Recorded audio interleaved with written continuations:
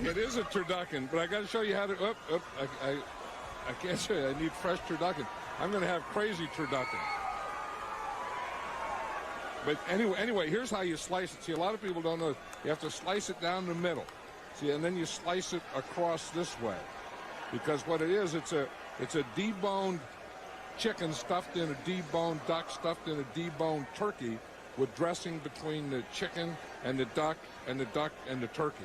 So as you cut down that way, you go turkey, dressing, duck, dressing, chicken. When you think about Pro Football Hall of Famer John Madden, what comes to your mind first? Would it be the man who owns the highest winning percentage in the history of NFL coaches?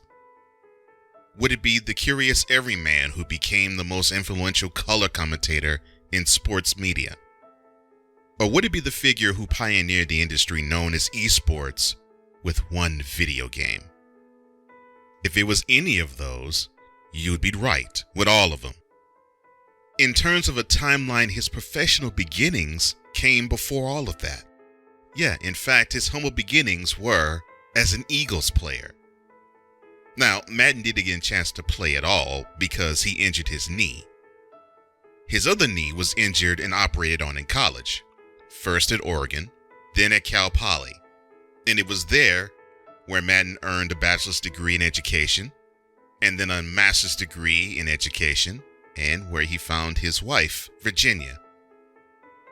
His injury forced Madden to retire before getting a chance to play. And in recalling how he transitioned from player to coach, Madden said that the Eagles quarterback at the time, Norm Van Brocklin, sat down with them and analyzed what was happening. It was then when Madden realized his love of teaching and his passion for football intersected. Madden made his way up the coaching ranks through college for the first 2/3 of the 1960s. It was when he landed at San Diego State as a defensive assistant coach when he met an influence on his style on the sidelines, Mr. Don Air Coryell. The Raiders came calling for Madden in 1967, and Al Davis, then part owner and GM, took a liking to the assistant coach as he led the linebacking corps to Super Bowl II. Due to a surprising vacancy at head coach 2 years later, Madden was hired as the Raiders head coach. To say he had a lot of winning success is a gross understatement. Alas, Madden saw a harbinger of things to come with losing in the final AFL championship game to the Chiefs in 1969. He also tasted defeat in the AFC championship games of 1970 to the Colts, 1973 to the Dolphins, and 1977 to the Broncos. However, it was one organization that seemed to have Madden's number throughout the entire 70s. The Steel Curtain, aka Pittsburgh Steelers. The 1972 divisional round game between them was in the Raiders' hands until an immaculate reception changed all of that. The Raiders in 1974 gained their vengeance while ending the 2-year Dolphins' NFL dominance with the Sea of Hands game. But the next week, they lost to the eventual Super Bowl champion Steelers in their first of 3 consecutive AFC Championship tilts. In the 1975 AFC Championship game, the Raiders lost to the Steelers once again on a frozen field. But the Raiders got a measure of revenge in the 1976 AFC Championship game. They defeated the Steelers and claimed Madden's lone Super Bowl trophy in Pasadena, defeating the Vikings 32-14. Other games were associated with Madden's Raiders, like the Ghost of the Post and the Holy Roller. Madden developed an ulcer and experienced burnout, creating his exit from the sidelines. Madden traded the sidelines for the press box. He became a color commentator in 1979 and worked lower-tiered games on CBS. Then, after Tom Brookshire became a play-by-play announcer for CBS, splitting the popular Brookshire-Pat Summerall pairing, Madden joined the seasoned veteran behind the mic in 1981, and they made absolute football magic. Pat Summerall and John Madden. those two names synonymously seem to go together quite naturally. They were together for over 20 years and spanning two networks, CBS and then later Fox, and 8 Super Bowls. What made their pairing so great was that they were the ultimate understanding of the saying, opposites attract. Summerall retired from active play-by-play calls after Super Bowl 36, but Madden wasn't ready to retire just yet. He decided to go to ABC, join Monday Night Football, and team up with Al Michaels.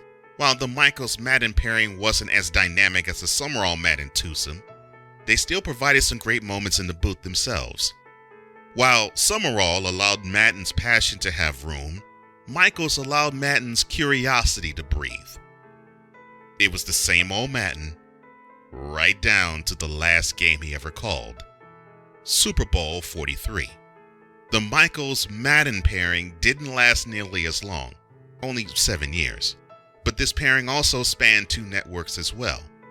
Michaels and Madden brought in a new era of NFL broadcasting as they ushered in the most important game of the week, changing from Monday night to Sunday night. NBC got back in the NFL game after being absent from the league for a while, and with that move, Madden became the first sports broadcaster to work for CBS, ABC, NBC, and Fox. For 27 years, Madden became the best color commentator in all of sports. He also became a household name. Right around the time Madden transitioned between CBS and Fox, a video game franchise called EA, or Electronic Arts Sports, decided to give him a try. A company that people knew little about in the late 80s now generates over $1 billion in sales from Madden alone. That is just from last year. Talk about impact. This game has generated public video game tournaments on par with Comic-Con, debates hotter than politics, and reputation as hot as street cred. It's great that he drives sales to that degree. Oh, did I say drive? John Madden is so legendary, his bus, and I'm not talking about his bust, his bus is in the Pro Football Hall of Fame.